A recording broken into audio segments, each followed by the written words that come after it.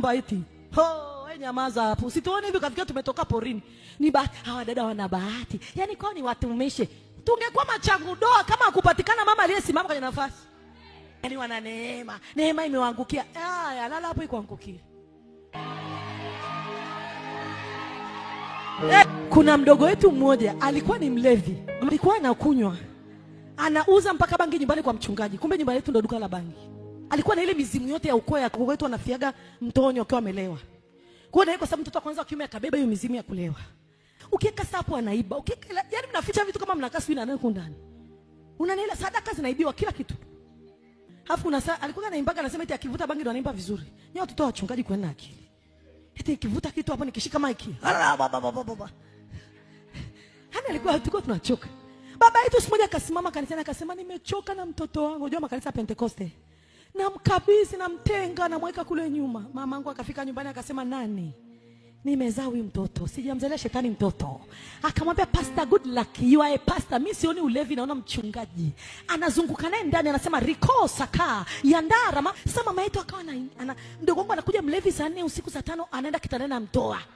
Anazunguka naye sebuleni riko sakata. Mdogo wangu anatembea tu na ulevi wake. Ramasika yanda reposa katara mama, nimekutoa kwenye tumbo langu, good luck. Wewe ni mtumishi wa Bwana, sijamzalia shetani watoto. Naona ukimtumikia Bwana hautatumikia bangi, hautatumikia pombe, hautatumikia umalaya, Mama aliendelea mpaka kijana kafikisha miaka 34. Hakuna Yesu. Akajiriwa kama mtendaji kata huko wapi? Butiama. Baba siku moja akaenda kumwona mtoto, alikuwa asiliana, akamkuta mtaroni amelewa. Mtoto wa mchungaji. Baba akaja akatuambia tumeisha. Pale hatuna mtoto. Anakunywa anasema naamka asubuhi na zile spirit. Sio alikuwa naambia nikienda nyumbani mama sulale. Nilaleje mwanangu wakati good luck wangu anakunywa pombe. Kitanda kipi cho nalala? Nyie kalaleni. Namuona mtoto anayetengenezwa na Mungu. Mdogo wetu akaja akaokoka. Akabadilishwa. Sasa hivi ni mchungaji msaidizi wa baba.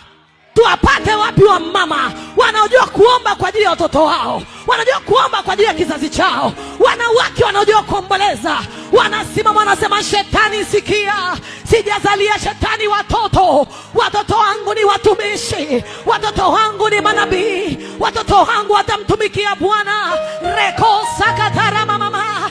Hata kama mume anakuja ni mlevi, unamwambia baba tumaini, umezaliwa kwa mbegu ya Bwana. Namuona Bwana ndani yako. Wewe ni mtumishi wa Bwana, wewe sio mtumishi wa pombe.